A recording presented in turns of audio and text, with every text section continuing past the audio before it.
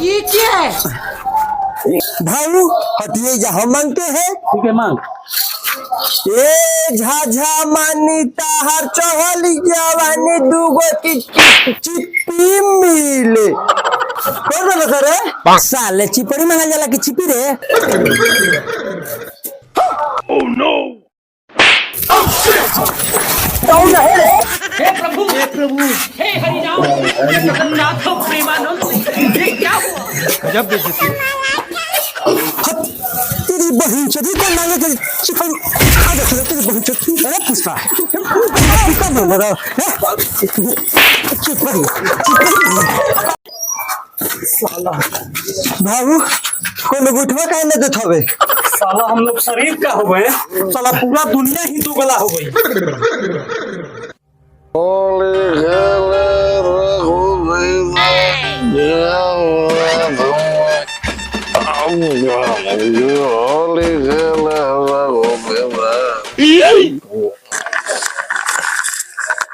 अरे हमार किस्मत अरे हई नसिया से तो हम अपन बेटी के बियाह क के फंस गइनी। पता वो पर्वो तीज के दिन पी के पड़ल बा वो ससुरारी में आके चल बबी एकरा के तले उठाओ उठी ए पाहुन उठी चली घरवा में सूती उठिए जी Oh no! घरवा में चली टाली हो जाए। अरे अगर हमारा के पिए दे तू गिलास हम पियोते बकरना मेरी खीसी हम पियोता नहीं अब पियोते रहो अब पियो बरमुंडा का केस बड़ी दूर तक बा। ए बबुआ खीसी पिही बाकी सीसी पिही अरे उ दवाई नियन फायदा करी हो पहुंचबा त हर्जा करी नु जी। अरे बुढ़िया पियो तो पियो हेट पियो पानी फेट पियो पैकेट में पैसा ना रही तो खेत बेच पियो।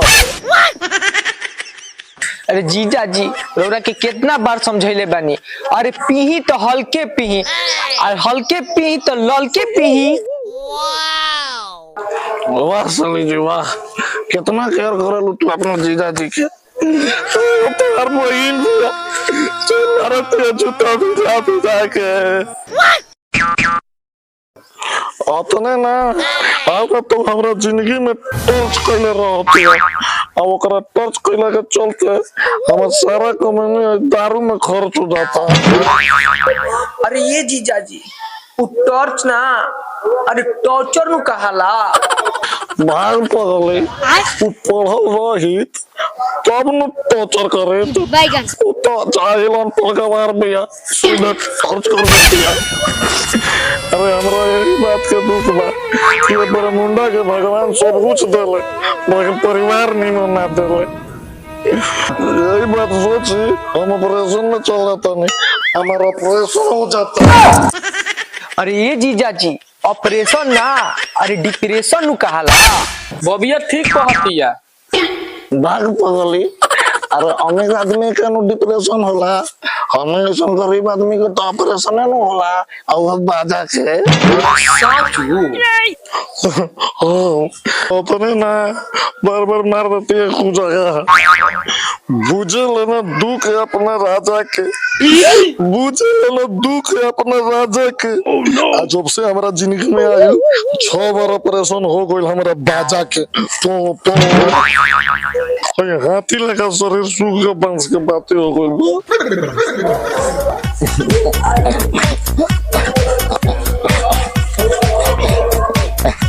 उठाइए ना 1 मिनट बरमुंडा के इम्पोर्टेंट कॉल आइल बा। उठाइए ना बाप रे बाप बड़ी मर्जेंसी बा।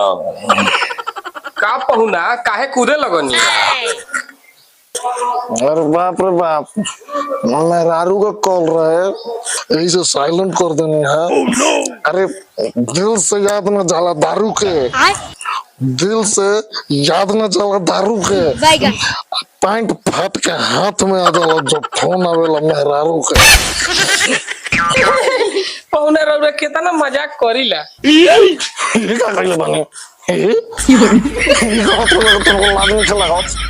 दो घंटा से बाद में भूलवा के धैले माने रहुआ के तन को न बुझात कि हई दुलरुआ दमाद पर मुंडा आइल पड़े एक गिलास पानियों के पूछल जाओ अरे वो तो शुगर मनावा के कुत्ता हमरा मुंह में पेशाब कर देले रहे जैसे हमर गाल तर आइल बा अगर आज है ससुरारी के भरोसा पर रहती तो आज हमरा फोटो पर माला चढ़ गई और बरमुंडा पर लोग सिधार कोई रहे बाप रे बाप तो यूपी बिहार के न्यूज में खाली हमारे खबर चले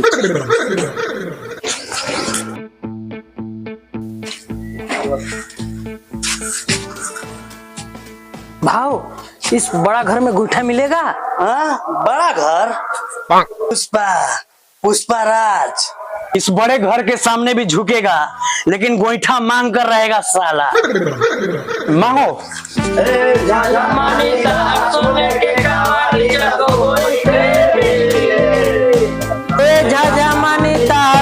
के कावाड़ी दूगो गोईठे मिले।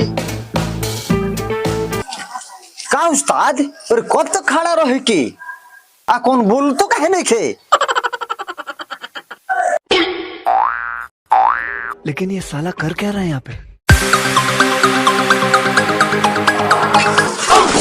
साला पुष्पा को झुका रहे रे। साला रुक रुक माहौल गरम है।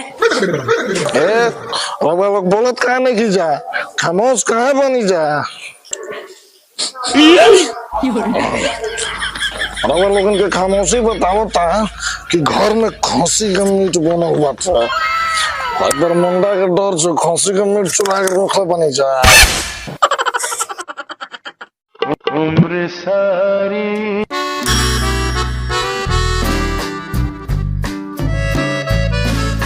मुंडा के डर से बोली का चुप कहा बनी जा ना ये बबुआ ऐसा बात नहीं खे ना ये जीजा हमारा घर में तक कोहड़ा के सब्जी या भात बनल बा।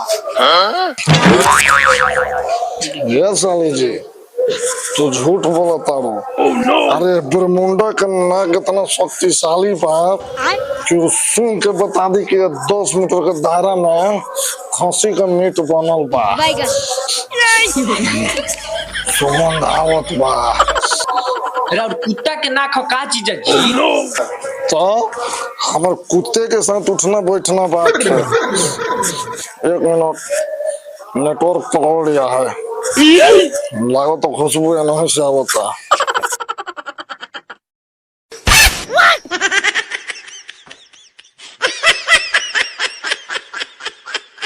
अरे तो निके मौसी के कहीं चुस्ता खायल बड़ा सरकार रे जजमान हमनी के चुस्ता ना गोईठा मांगे आइल बानी जा। तू और घेटा के बेटा ई कौन तरीका है गोईठा मांगे के? रुको हमारे सांस करो तनी जगह के तीनों के भाव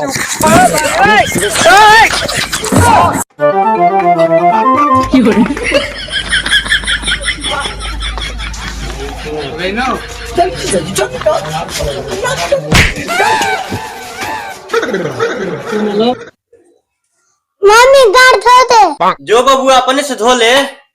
मम्मी पुष्पा राज झुकेगा नहीं साला। नो तीवी को चोदल तारा पुष्पा के मुंह मारो। माई जूता का फीता बांध दे। अरे नतिया के चोदल तोर हाथों में घून लागल बा अपने से बांध ले। माई पुष्पा राज झुकेगा नहीं साला।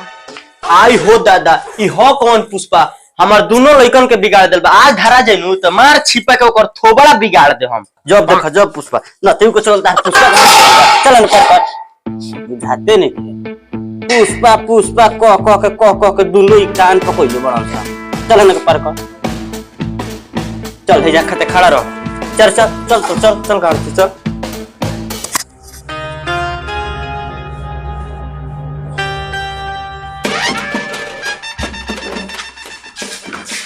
माई खाना दे स्कूल जाके लेट होता। लोकत नहीं खाके क्या करता नहीं जाके काट के खा लो सो हम काट के खाली पुष्पा राज झुकेगा नहीं साला। पुष्पा कौन हरे आज धरा जाई नु मार झाड़ू के नतिया के मुंह चबाहकन करा दे चल खाना दी तो हनी के चलो सो चल रे मांगना स्टार्ट करो। ए झाझा मानी तार सोने के कावारी दुगो गोइठे मिले। दूगो में कौन लिट्टी सिंह बा 4 गो मन। ए झाझा मानी तार सोने के कावारी 4 गो गोइठे मिले। और ये साला सोना के कहसन गंगवा ला से पिटोई बस सकारे। भाव पुष्पराज झुकेगा नहीं साला। ठीक बा मांगस। ए झाझा मानी तार सोने के कावारी 4 गो गोइठा मिले। तगले का बात लिया सन गोइठा लिया सन। अरे ताकत का सारा टुकुर जा माई सब 4 गो गोइठा मांग के लाओ। पुष्पा भाव आया। पुष्पराज झुकेगा नहीं साला, जल्दी जाकर 4 गो गोइठा लेकर आओ। अरे ताकत का बड़ा सा जा सब गोइठा लिया सन। Oh no! पढ़ाई लिखाई तो कौन पुष्पा है, मैं गोइठा मांगेगा। भाई पुष्पा भाई बताता नहीं गोइठा मांगेगा। नतिया आई का आज से मार को छिपा से देख। ए झाझा मानी तार सोने के कावारी 4 गो गोइठे मिले। साला इतना देर से खड़े हैं कोई गोइठा लेकर नहीं आया। अभी साला लगता है कि पुष्पा का कोई इज्जत ही नहीं है का।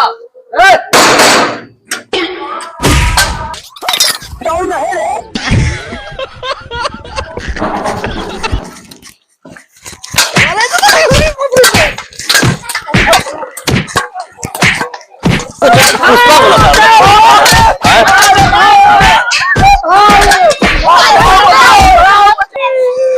खराब हो जाएगा मैं वाह।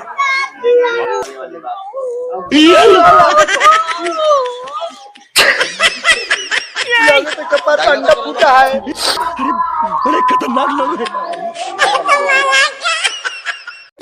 तू लोग पुष्पा बोला था मार के दे छोड़ दे। माई हमारे पुष्पा भाव को मत मार। क्या पुष्पा भाव, आप तो कभी झुकते नहीं है, लेकिन मेरे माँ के सामने झुक गए। काट डालो मेरी माँ को। चल घरे।